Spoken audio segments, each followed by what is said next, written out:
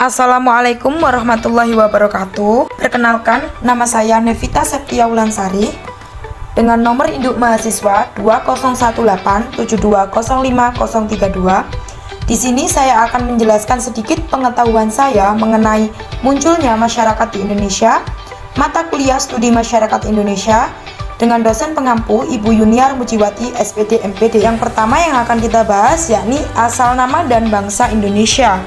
Kepulauan terluas di dunia yang berada di antara dua benua dan dua samudra, yaitu di utara benua Asia, di selatan benua Australia, dan barat Samudra Hindia, di timur Samudra Pasifik. Banyak sekali yang memberikan nama-nama sesuai dengan keinginan, kondisi fisik, sosial, dan budaya. Sehingga sampai sekarang kepulauan kita ini disebut sebagai Kepulauan Indonesia. Adapun nama-nama tersebut antara lain yang pertama yakni Hindia yang diperkenalkan oleh seorang ahli filsafat dari zaman Yunani kuno yang dikenal dengan sebutan Bapak Geografi Klasik bernama Herodotus pada tahun 485 sampai dengan 425 sebelum Masehi. Nama Hindia benar-benar digunakan oleh seorang ahli geografi klasik dan kartografi dari Yunani bernama Claudius Ptolemeus pada tahun 87 sampai 1500 Masehi, yang digambar dan ditulis dalam karyanya yang berjudul Algames dan Geographica. Yang kedua, ada Netherlands Oost-Indies. Bangsa Belanda pertama kalinya datang ke kepulauan kita ini dipimpin oleh Cornelis de Houtman bertujuan untuk berdagang dengan negara-negara yang ada di berbagai daerah, terutama barang-barang yang tidak dapat diperoleh secara langsung di negeri Belanda, yaitu rempah-rempah. Setelah Belanda berkuasa, maka nama kepulauan kita ini disebut Netherlands Indie. Yang ketiga, Insulin. Edward Dawes Dekker yang dikenal dengan nama Multatuli memberikan nama untuk kepulauan kita ini yaitu Insulin yang dicantumkan dalam bukunya Max Havelaar. Penamaan ini kemudian dipopulerkan oleh Profesor P.J. Vetch. Adapun asal kata insulin berasal dari bahasa Latin insulae, yaitu insula berarti pulau dan indi berarti Hindia. Dengan demikian, insulin berarti Kepulauan Hindia. Yang keempat, The Malay Archipelago. Alfred Russel Wallace tahun 1869 menciptakan nama tersebut. Yang kelima ada Lins Insulaire. Nama ini diberi oleh Jean-Jacques Russell dan Massima Russell, tetapi penamaan ini kurang begitu dikenal dan hanya digunakan oleh bangsa Prancis pada masa itu. Yang keenam, Hindia Timur. Muhammadiyah mengganti sebutan Hindia Belanda atau Netherlands Indie dengan Hindia Timur, kemudian digunakan oleh Muhammadiyah yang didirikan tahun 1912 di Yogyakarta oleh Kiai Haji Ahmad Dahlan. Yang ketujuh, Nusantara atau Dwipantara.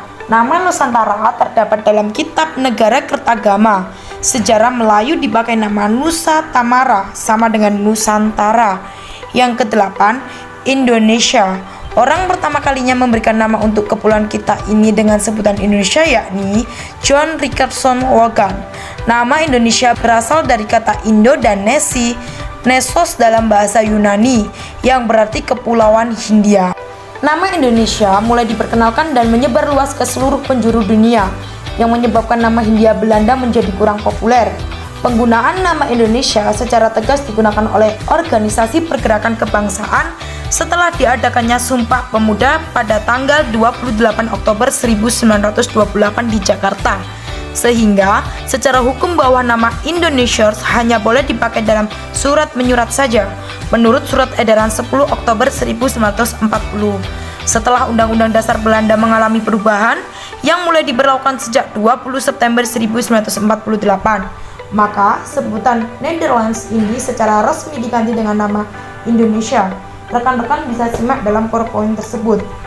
Penduduk Indonesia purba dibagi menjadi dua, yakni ada zaman tersier, zaman yang menghilangnya reptil raksasa dan berkembangnya binatang mamalia. Pada zaman tersier, jenis reptil raksasa mulai lenyap dan jenis binatang menyusui atau mamalia berkembang dengan pesat. Kemudian zaman kuarter, zaman yang terpenting karena mulai ada kehidupan manusia yang lebih sempurna. Zaman kuarter yang dimulai sejak kira-kira 600.000 tahun yang lalu ini terbagi menjadi zaman Pleistocene atau Diluvium dan Holocene atau Alluvium. Kemudian jenis manusia tertua di Indonesia. Kala Holocene ada jenis manusia Homo sapiens. Kala Pleistocene atas atau lapisan dan fauna ngandong ada jenis manusia Homo wachekensis, Homo soliensis. Kala Pleistocene tengah atau lapisan dan fauna trinil ada jenis manusia Pithecanthropus erectus. Kemudian pada kala Pleistocene bawah atau lapisan dan fauna cetis ada jenis manusia Pithecanthropus robotus, Pithecanthropus mojokertensis, Meganthropus paleojavanicus. Kemudian perkembangan manusia di Indonesia sejak masa lampau atau purba. Yang pertama ada zaman prasejarah, yakni sejak dari pemulaan adanya manusia dan kebudayaan sampai kira-kira abad ke-5 Masehi. Kemudian ada zaman purba, yang merupakan awal datangnya pengaruh kebudayaan India pada abad pertama tahun Masehi sampai berakhirnya kerajaan Majapahit. Kemudian zaman Madya, menjelang berakhirnya kerajaan Majapahit dengan masuknya pengaruh Islam sampai abad ke-19. Zaman baru atau zaman modern, yakni sejak masuknya anasir-anasir barat dan teknik modern pada kira-kira tahun 1900 sampai sekarang. Pembagian zaman tersebut berpengaruh terhadap kebudayaan di Indonesia dengan perkembangannya. Kemudian, penduduk Indonesia purba. Yang pertama ada Meganthropus paleojavanicus, yakni manusia raksasa purba dari Jawa. Hidupnya sekitar 2 juta sampai 1 juta tahun yang lalu. Kemudian yang kedua ada Pithecanthropus mojokertensis. Bentuk badannya hampir sama dengan Meganthropus tetapi ukurannya lebih kecil. Yang ketiga ada Pithecanthropus robustus, mendekati pada jenis Pithecanthropus erectus. Hanya saja tubuhnya lebih besar dan lebih kuat. Begitu pula masa hidupnya lebih tua. Yang keempat Pithecanthropus erectus. Volume otak sebanyak 900 cc, tulang belakang kepala rendah dengan bentuk persegi dan terdapat tonjolan yang dalam di tepi bagian bawah, tulang kening hampir tidak ada. Yang kelima, Homo soliensis atau Homo wachekensis, merupakan tipe manusia yang berevolusi menuju Homo sapiens di Indonesia dan Australomelanozoid. Berikut adalah peninggalan zaman purba, ada kapak perimbas, kapak genggam, dan kapak perunggu. Manusia wajah di Indonesia, nenek moyang manusia wajah di Kepulauan Indonesia bagian barat, secara alamiah memiliki budaya berburu dan meramu secara berpindah-pindah. Adapun perbedaan yakni dalam hal perkakas dan pengaruh kebudayaan pada awal sejarah. Kerajaan tertua di Indonesia dengan pengaruh kebudayaan Hindu terdapat di Jawa Barat yang dibuktikan dengan adanya prasasti dari Raja Punawarman yang menggunakan huruf Pallawa, ditemukan di C. Aretiun. Prasasti Kutai dari Raja Mulawarman di Kalimantan Timur juga menggunakan huruf Pallawa. Kedua, prasasti disebut diperkirakan dibuat pada abad ke-4 Masehi. Kemudian, masuknya agama Hindu ke Indonesia setelah timbulnya perdagangan antara kerajaan-kerajaan yang masih kecil dengan kerajaan yang ada di Hindia. Perkembangan agama Hindu di kerajaan-kerajaan menjadi semakin berkembang, sehingga banyak unsur budaya Hindu yang diadopsi, terutama sistem upacara keagamaan, bentuk dan organisasi kenegaraan, tata cara pengangkatan raja, dan lain-lain sebagainya. Migrasi dan kebudayaan dari utara. Seorang ahli arkeologi bangsa Prancis telah mengadakan penggalian dan menganalisa bahwa zaman prasejarah banyak didominasi oleh kapak lonjong yang disebut kompleks budaya Bergson-Hopkins. Kebudayaan yang menggunakan kapak lonjong sebagai ciri utamanya disebut kompleks kebudayaan Walzenbel. Kelompok masyarakat yang menggunakan kapak persegi sebagai peralatan hidupnya dimiliki oleh ras Mongolit. Berarti mereka berimigrasi dari daratan Asia bagian tenggara menuju ke arah timur, tepatnya melalui semenanjung Malaka. Kompleks kebudayaannya disebut Virkanville. Kebudayaan dengan sistem bercocok tanam padi sebagai tanaman pokok bermula dari Assam Utara dan Myanmar Utara atau Burma, menyebar ke Cina Selatan dengan menyusuri sungai Yangtze, sehingga lahirlah kebudayaan sawah.